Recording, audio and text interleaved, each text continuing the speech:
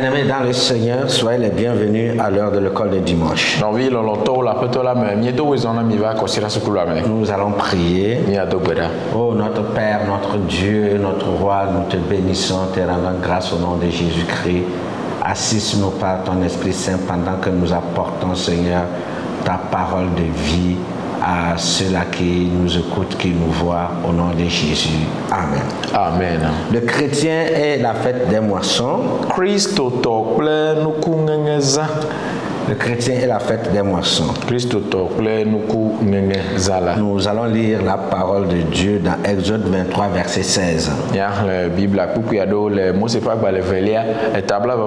Exode 23, verset 16. Tu observeras la fête de la moisson, des prémices de ton travail, de ce que tu auras semé dans les champs, et la fête de la récolte à la fin de l'année, quand tu recueilleras des champs le fruit de ton travail.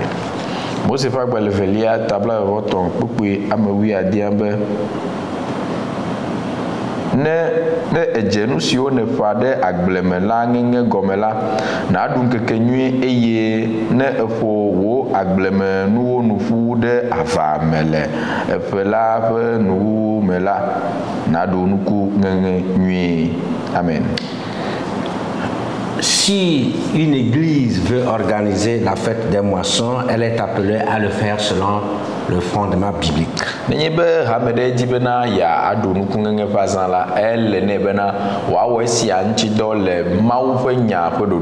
La fête des moissons, comme toutes les autres d'ailleurs célébrations bibliques, est une institution de Dieu.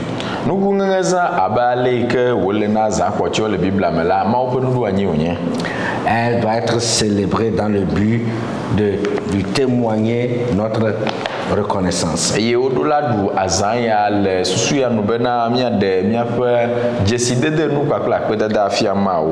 Est-elle à vos yeux biblique la fête des moissons?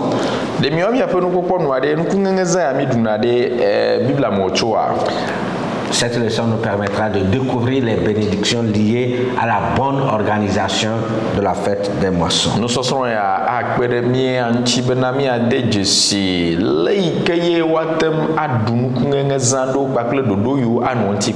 Bien qu'elle soit une institution de Dieu, plusieurs chrétiens trouvent la fête des moissons comme étant anti-biblique ou révolue ou karma.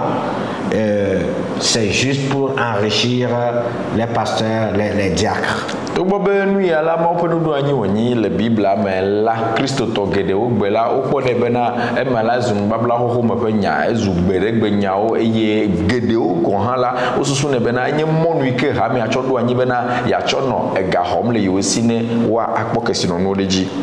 Après avoir défini le concept, nous allons nous atteler à relever les fondements de la fête des moissons, sa portée biblique.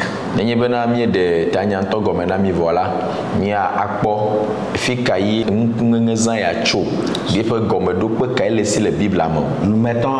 mettrons un accent particulier sur la bonne manière de la célébrer afin que lorsque nous l'organisions, nous puissions sortir avec des bénédictions. Et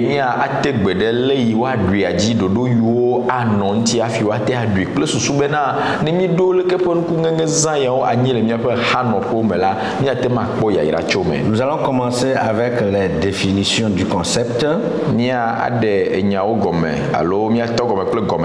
Qu'est-ce que c'est que le chrétien? Le chrétien est toute personne qui confesse ou qui professe sa foi en Jésus-Christ. Et lorsqu'on parle de la fête, c'est une célébration d'un événement.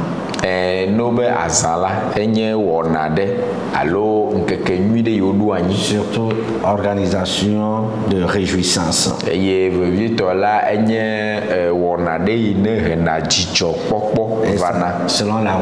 Selon le dictionnaire, le nouveau dictionnaire biblique, c'est un repas somptueux accompagné de joyeux divertissements ou temps mis à part par certaines religions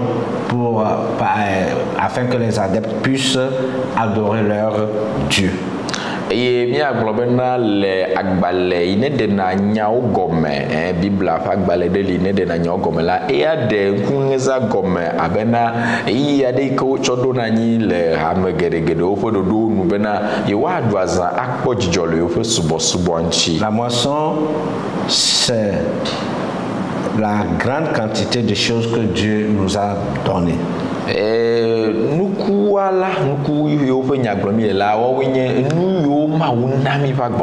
C'est la récolte des céréales au temps, oui, la récolte des céréales. Et le blé mangolia, le Bible angolila,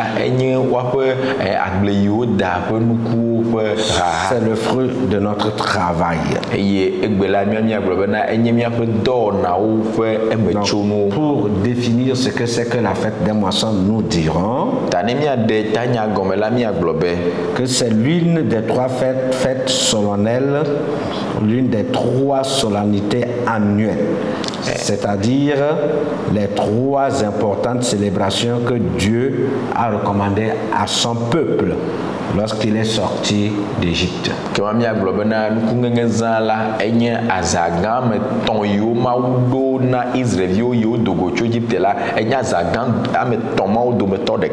Il y avait aussi la Pâque qui constitue l'une de ces grandes fêtes.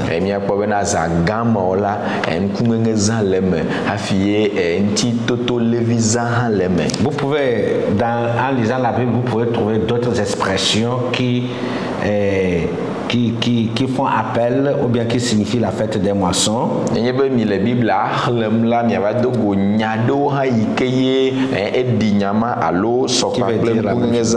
La fête des tabernacles ou la fête des tentes. Elle est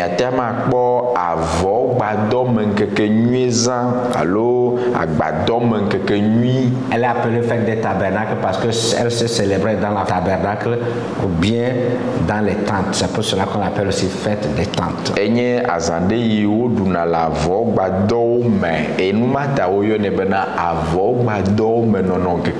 À cette époque, le peuple d'Israël était dans le désert.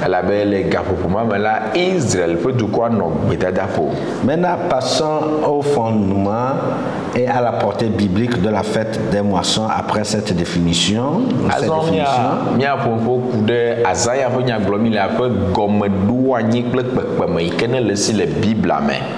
Et dans cette partie, nous allons voir d'abord le fondement biblique de la fête des moissons, sa portée.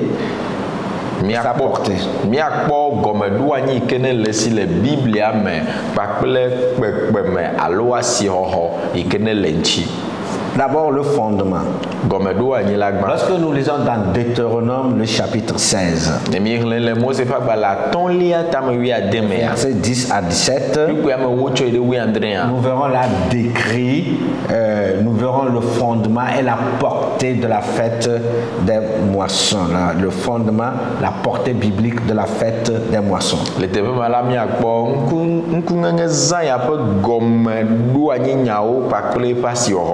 C'était une fête qui était bien ancrée dans la vie spirituelle religieuse du peuple d'Israël.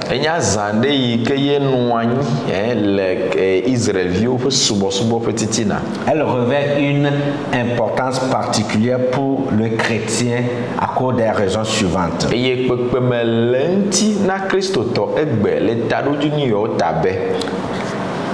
Parce que c'est une institution de Dieu selon Deutéronome 16, versets 10 et 12.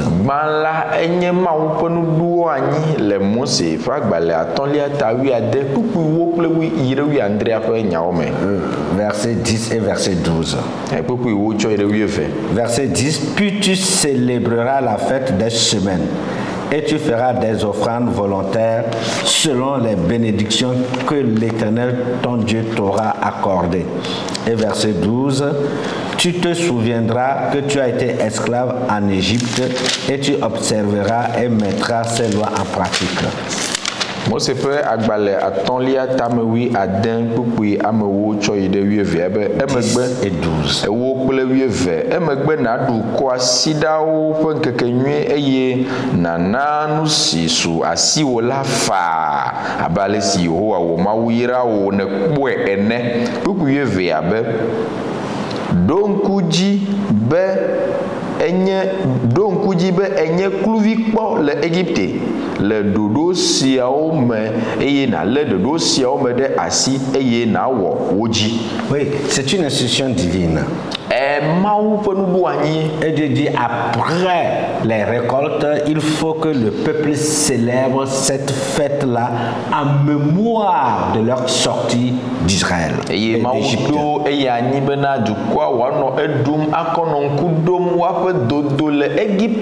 En se rappelant qu'ils ont été esclaves en Égypte. Délivrés du péché, délivrés des griffes de l'ennemi. Pourquoi ne pas dégager un petit temps pour rendre grâce à Dieu pour toutes les bénédictions que Dieu nous a accordées?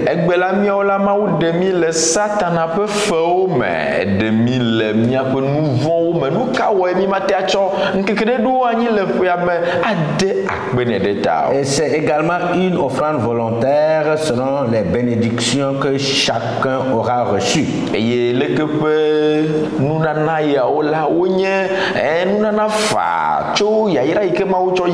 Le verset 10, nous selon les bénédictions que l'Éternel t'aura accordées.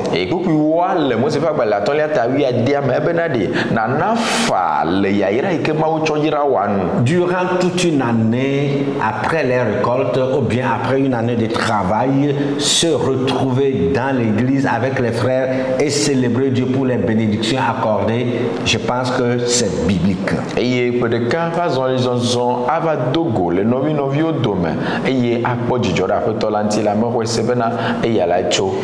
C'est également une occasion de réjouissance en présence de l'Éternel selon le verset 11.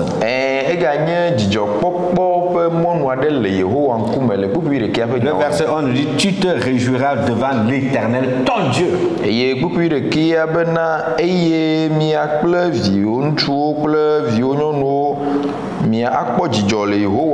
Se réjouir dans la présence de l'Éternel, c'est une occasion. C'est aussi une expression de reconnaissance à Dieu pour ses bienfaits à notre égard. Verset 17.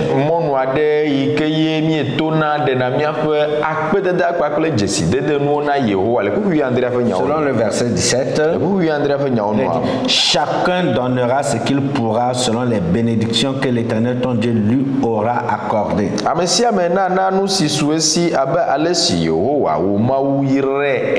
Une expression de reconnaissance à Dieu, surtout pour les bienfaits qu'il nous a accordés. Et le peuple d'Israël n'avait jamais manqué une année sans célébrer, sans commémorer la fête des moissons. En se rappelant qu'ils ont été esclaves, maintenant qu'ils sont libres, ils rendent grâce à Dieu pour ses bienfaits.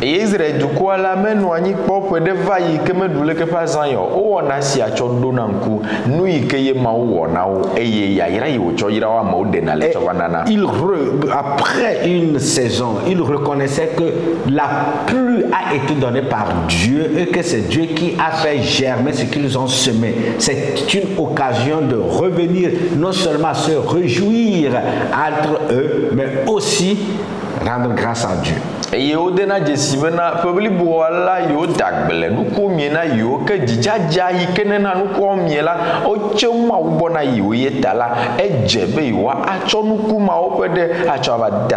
nous mais quelle est la portée de la fête des moissons de nos jours? Elle a une portée biblique, bien sûr, à 3 niveaux au moins. D'abord, elle est historique. Selon Deutéronome 8, verset 1 à 20. atolia tameni. Voilà, selon Deutéronome 8, verset 1 à 20. Moi, c'est pas que atolia eta ameni. Vous allez voir là décrit d'une manière claire comment et pourquoi célébrer la fête des moissons. Donc, elle est historique. Moi, c'est pas que atolia tameni, elle a ne relève pas la na kobena o continuer nous kata o le bois bazan ya do tamia kobena e ya la enya zade o duna chokaka Bible a Et dans son histoire, elle raconte la providence divine. Nous ne savons pas comment Dieu s'organise, comment Dieu fait pour envoyer la pluie. Vous semez, ça germe, vous ne savez pas comment tout ce processus, comment cela se fait. Donc c'est la providence divine.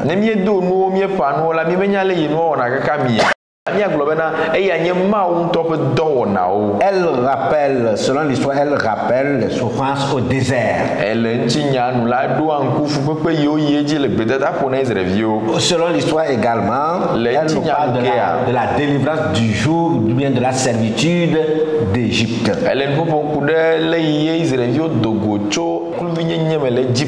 Donc lorsque nous voyons comment Dieu a fait pour nous sauver, comment Christ a souffert pour nous, comment certaines personnes sont persécutées à cause de l'évangile. Lorsque nous voyons avant, lorsque nous étions créés païens, comment nous étions sous le joug du diable et qu'on choisit un jour pour célébrer et rendre grâce à Dieu, c'est une bonne chose.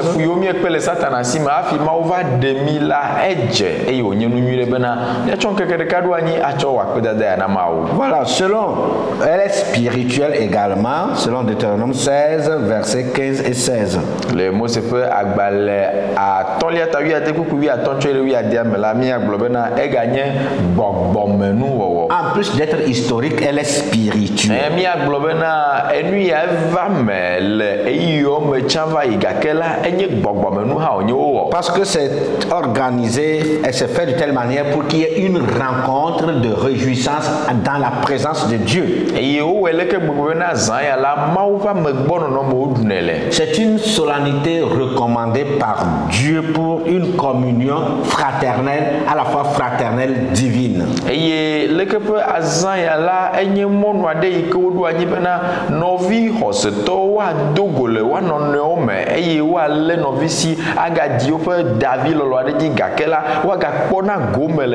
On répand notre reconnaissance, notre cœur de reconnaissance. On se réjouit dans la présence de Dieu. On rend grâce à Dieu. Voici l'expression spirituelle de la fête des moissons. Elle est aussi sociale.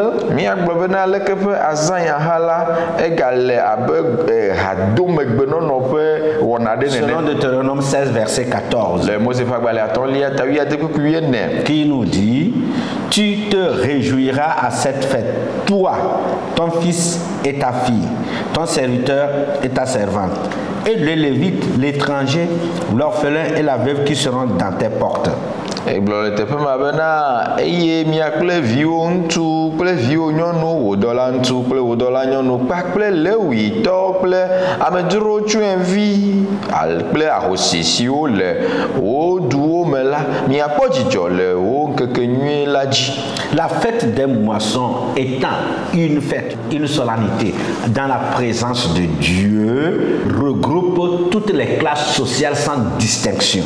Et le que passe ya la yike onye na ne dzo tso ma wo be nduanyiwo me la ƒona ƒu amehawo katã le woƒe ɖoƒe vovovoawo. Dieu fait mention du serviteur de la servante. Eye le teƒe ya la Mawu to asi edzi gblɔ bena dɔtsɔvi alo kluviwo ne le gbɔ. Dieu parle de l'étranger, de l'orphelin. Eye Mawu ƒo nu ƒo le teƒe ya ku ɖe amedzro kpakple tsyɔ̃eviwo ŋuti. Il pense à la veuve. Eye woƒo nu butame ku ɖe ahosia hã ŋuti. Si une occasion est donnée à ces couches vulnérables de pouvoir se réjouir dans la présence de Dieu et de pouvoir partager avec ceux-là qui sont riches, c'est déjà une bonne expression, c'est déjà une bonne chose.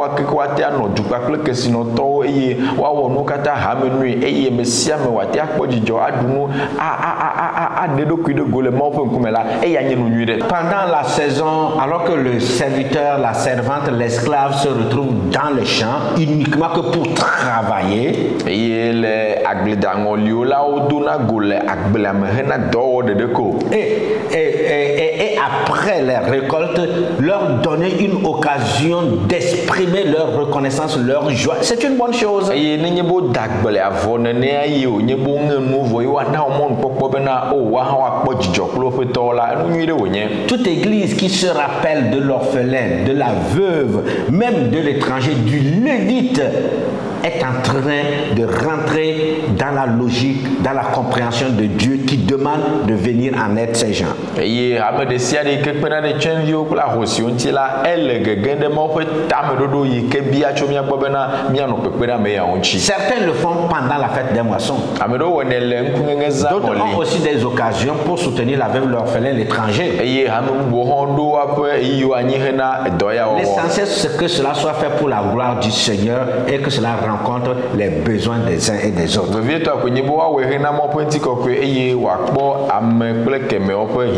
Que Dieu vous bénisse. Nous avions entamé le thème sur la fête des moissons. Et nous avons essayé de définir ce que c'est que la fête des moissons. Et nous avions dit que en Israël, il y avait au moins 3 grandes solennités et parmi elles la fête des moissons. Elle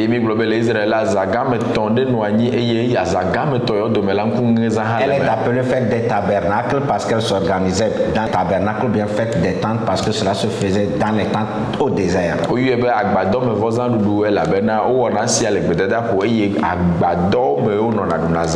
Elle a des fondements bibliques parce que c'est Dieu qui l'a instituée et demandant à ses enfants d'apporter une offrande volontaire pour se réjouir à sa prière.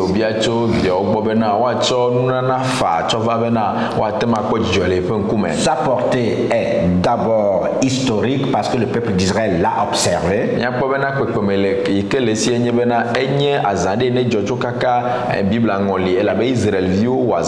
Elle est spirituelle du fait que c'est dans la présence du Seigneur que tout se fait, de même que avec toutes les couches sociales.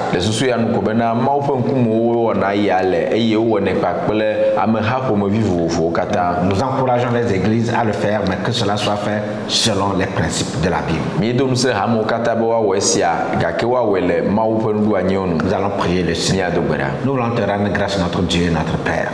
Toute église, Seigneur, qui voudra organiser la fête des moissons, qu'elle le fasse pour la gloire de ton nom, par Jésus-Christ, notre Sauveur. Amen. Amen.